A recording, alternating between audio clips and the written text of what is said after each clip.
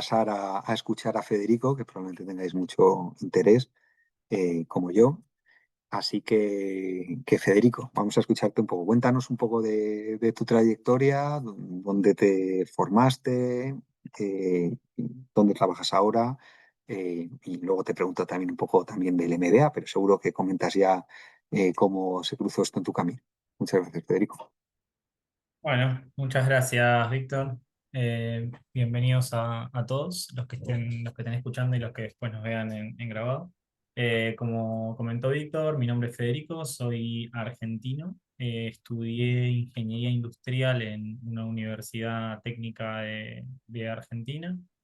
Me mudé a Madrid hace aproximadamente 4 años, y dentro de una de las cosas que quería hacer en España era estudiar una maestría y en una universidad importante de España. Así que, y también en un momento de mi carrera que tenía ganas de hacerlo, así que se combinó un poco todo y comencé el MBA el año pasado en, en la UPM. No sé, Víctor, si quieres que cuente, bueno, un poco mi Sí, carrera. cuéntame. Yo estudié, como les comenté, ingeniería industrial, hice unas especializaciones en Lean Six Sigma y en gestión de proyectos. Trabajé en la primera parte de mi carrera en industrias pesadas, industrias de manufactura. Después estuve 4 años trabajando en Aerolíneas Argentinas, que es una aerolínea bastante grande en Argentina, como lo puede ser Iberia acá, o sea, la aerolínea de bandera del país. Entré en un programa de jóvenes profesionales, trabajando en áreas más bien técnicas, y después fui rotando por diferentes equipos y estuve mucho tiempo trabajando en planificación. Después llegó la pandemia. Las aerolíneas durante la pandemia no les iba tan bien, y les iba un poco mejor a las empresas de tecnología, así que me pasé a Mercado Libre, a la parte de Customer Experience. Estuve gestionando proyectos con foco en la experiencia de clientes, siempre desde el área de operaciones, para luego venir a Madrid y comenzar a trabajar en Cabify, donde estoy desde que llegué. Y también fue la que me permitió hacer el MBA. Así que bueno, esa es un poco mi historia. Actualmente estoy en el área de operaciones. El área de operaciones global, Cabify tiene el headquarter acá en Madrid. Lleva a 7 países. Esos países tienen relación directa con el equipo global en términos de indicadores, de proyectos a llevar adelante, y bueno, en general, proyectos de eficiencia operacional.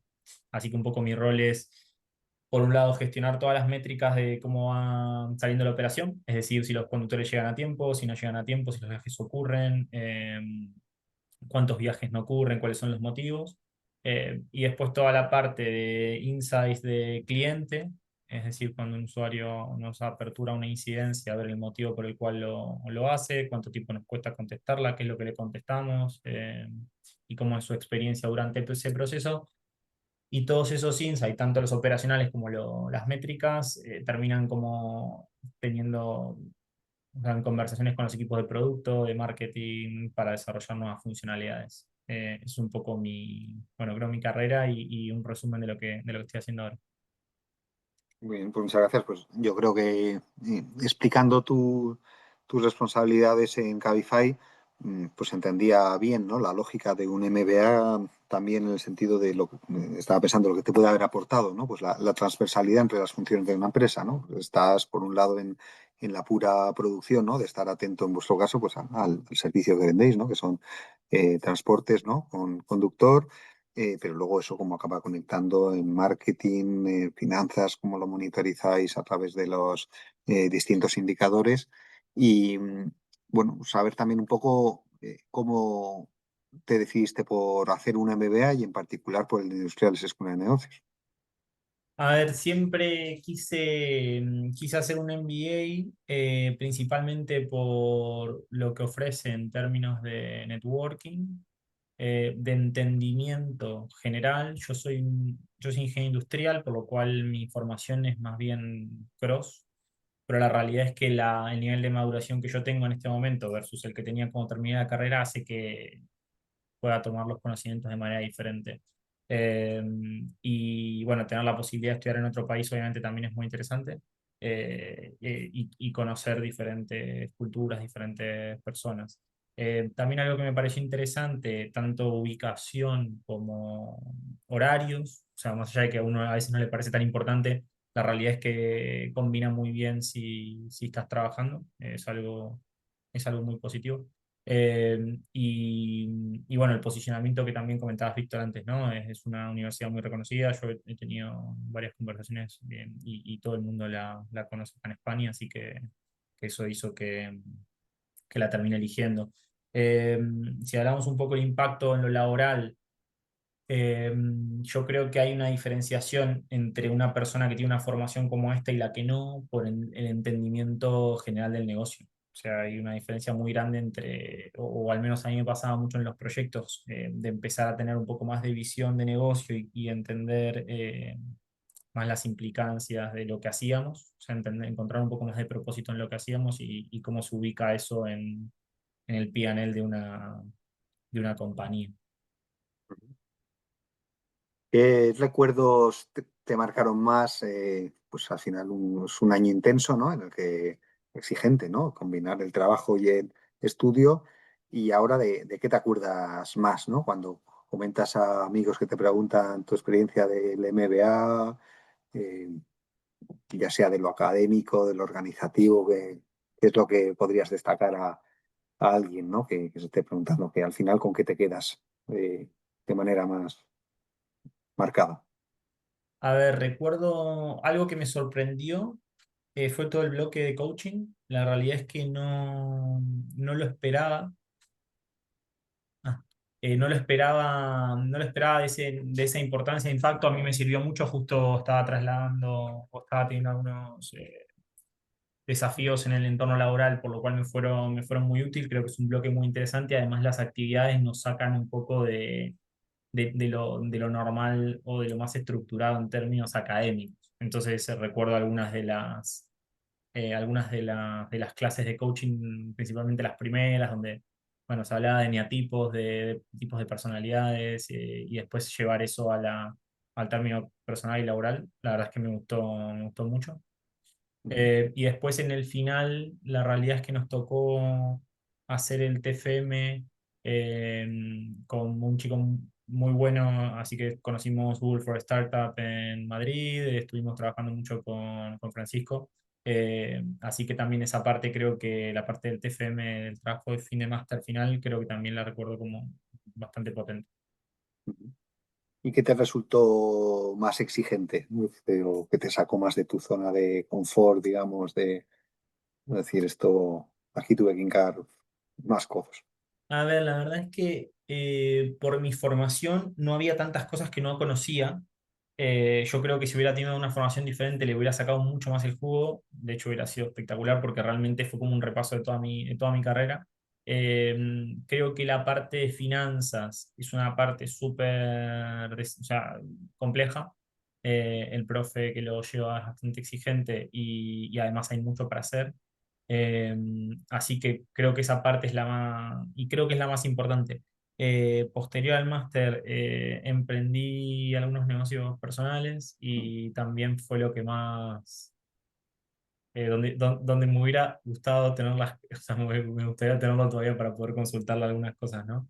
De evaluación de cash flow, de evaluación de Bueno, estado de no dudes en resultados, hacerlo etcétera. porque en general a los profesores nos hace bastante ilusión cuando nos llegan preguntillas de gente después, ¿eh? O sea que no seas tímido al respecto y seguro que la hay ilusión al profesor. Y cuéntanos si quieres, de hecho, de tus experiencias, si se puede contar, que igual son cosas que Sí, estás a ver, poniendo en marcha todavía. No, la verdad es que es algo que, no sé cómo, o sea, lo tenía apuntado para comentar. Yo creo que, como en la vida, uno tiene que obtener lo que busca. Entonces creo que en mi caso, la realidad es que yo tenía ganas de emprender por mi cuenta. Entonces muchas de las cosas que veíamos o de los compañeros que hacía o de los lazos que generé y de los espacios que hice fueron en esa línea. Así que post-master montamos una cafetería en el centro de Madrid y ahora con una socia estoy haciendo consultoría también financiera de negocios de hostelería. Y un poco, más allá de que eso ya estaba en mí, tener como el constante, saber todo el tiempo casos de negocio, estar todo el tiempo pensando en términos de finanzas, de estado de resultados, de P&L, como que, bueno, al menos en mi caso me lo llevó más, lo puso más sobre la mesa y terminó siendo lo que me faltaba para tomar esa decisión de emprender algo por mi cuenta. Muy impresionante lograr estar en esas tres cosas a la vez en el ámbito profesional, ¿no? De tu trabajo Sí. pleno, lo de la cafetería. Me imagino que tendrás Sí. que combinar, ¿no? A las reuniones de la consultoría de finanzas las harás en la cafetería vuestra, ¿no? Bien, tenéis la posibilidad, como decía Elena, de hacer preguntas, por supuesto. Si alguno considera que es algo más particular y está más cómodo mandándoselo a Elena directamente, que es quien más atenta a las preguntas, podéis hacerlo. Pero tenemos ya una primera que ha mandado Humberto, graduado en mecatrónica. ¿Qué conocimientos serían más aprovechables? Bueno, pues quizá Federico, si quieres contestar tú mismo.